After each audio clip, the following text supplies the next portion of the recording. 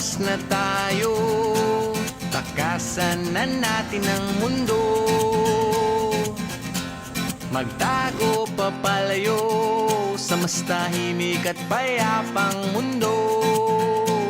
Umubulong ang hanging amihan at huni ng ibon.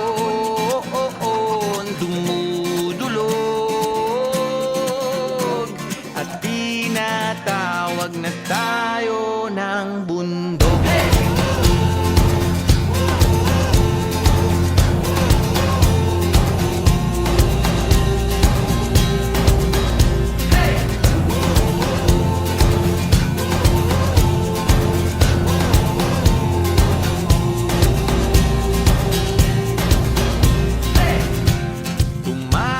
Na tayo, palayo sa maraming tao.